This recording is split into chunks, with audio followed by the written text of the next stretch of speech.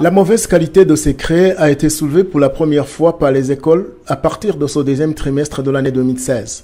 Certains enseignants que nous avons rencontrés dans les districts de Nyaruguru et Muhanga indiquent que ces craies ne sont pas solides et leur poudre cause des maladies. Quand tu écris avec ces craies, à un certain moment, tu sens quelque chose qui croche dans la gorge. Ces craies nous causent beaucoup d'ennuis. Ils s'évaporent et nous les aspirons, ce qui nous empêche de bien respirer. Nous attrapons la grippe et chaque fois, nous sommes obligés d'aller voir les médecins. Les élèves eux-mêmes regrettent la mauvaise qualité de ces craies. Quand on efface le tableau noir, ces craies s'évaporent beaucoup. Nous attrapons facilement la grippe et les maux de tête. Quand on écrit au tableau, c'est la même chose.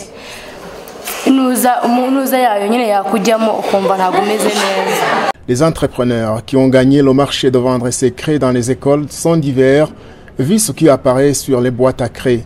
Les écoles sont obligées d'utiliser ces craies car elles sont payées à l'avance par le gouvernement. Certains enseignants préfèrent dépenser leur propre argent pour protéger leur santé et celle des élèves.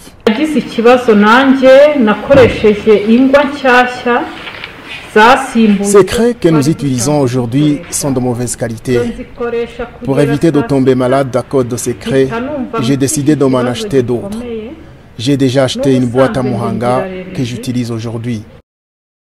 Même si le Centre national d'éducation REB a signé des contrats avec les entrepreneurs qui fabriquent et commercialisent les craies dans les écoles primaires et secondaires, REB indique que les districts ont le droit de demander à ces entrepreneurs de modifier les stocks qu'ils jugent qu'ils sont de mauvaise qualité. Après avoir appris qu'il y a des craies de mauvaise qualité, REB a décidé de recourir à RSB pour déterminer si réellement ces craies sont de bonne qualité ou pas. Nous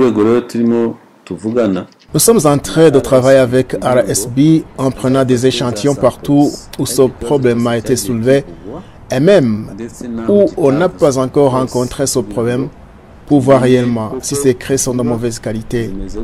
Nous ne prendrons pas des échantillons dans le stock du fournisseur, mais là où elles ont été distribuées, et nous comptons mener cette opération au cours de ce mois. Le Centre national de l'éducation indique que cette politique d'acheter les craies fabriquées au Rwanda, qui a débuté avec l'année scolaire 2016, ne sera pas abandonnée car c'est une politique nationale.